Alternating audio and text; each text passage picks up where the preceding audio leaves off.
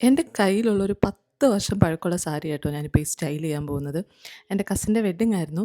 അപ്പം അതിന് വേണ്ടിയാണ് ഈ സാരിയൊക്കെ ഉടുക്കുന്നത്. സത്യം പറഞ്ഞാൽ 9ആം മാസത്തിൽ സാരി ഉടുക്കുക എന്നുള്ളത് ഇത്രയും വലിയൊരു ടാസ്ക്കായി തീരുമെന്ന് ഞാൻ വിചാരിച്ചതേ ഇല്ല.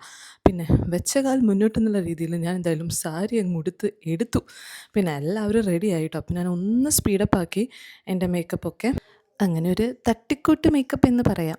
പിന്നെ ഈ മൊത്തത്തിൽ ലുക്ക് തന്നെ ഒരു തട്ടിക്കൂട്ടാണ്. ലാസ്റ്റ് മിനിറ്റാണ് ഞാൻ സാരി ഉടുക്കാൻ തീരുമാനിച്ചത്. അപ്പോൾ കയ്യിലുള്ള സാധനങ്ങളൊക്കെ വെച്ച് ഞാൻ എന്തൊക്കെയോ ചെയ്യുന്നു. ആൻഡ് ലിപ്സ്റ്റിക്ക് ഇട്ടു. നല്ലൊരു റെഡ് ലിപ്പ് കൊടുക്കാൻ നോക്കി. പിന്നെ അതെ ഇയറിങ്ങും ഈ ഒരു ബ്രേസ്ലെറ്റുമാണ് മെയിനായിട്ട് ആക്സസറീസിൽ ഞാൻ കൊടുത്തത് കേട്ടോ. പിന്നെ ഒരു വലിയ പൊട്ടങ്ങ് വെച്ചു.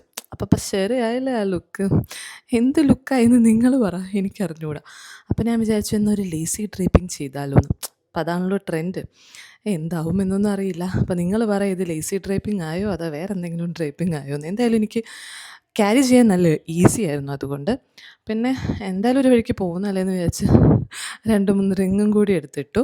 പിന്നെ ലാസ്റ്റ് കുറച്ച് ലിപ് ഗ്ലോസും കൂടി ആവാതെ വിചാരിച്ചു. ഇതിൻ്റെ ഇടയ്ക്ക് ബ്ലഷ് ഇട്ടതാണ്, അത് എടുക്കാൻ വിട്ടുപോയെന്ന് തോന്നുന്നു. സോ എനിവേ നമ്മൾ സെറ്റായി.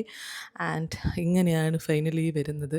അപ്പം എങ്ങനെയുണ്ടെന്ന് നിങ്ങൾ കമൻറ്റ് ചെയ്യാം. അപ്പോൾ thank you so much for watching. By.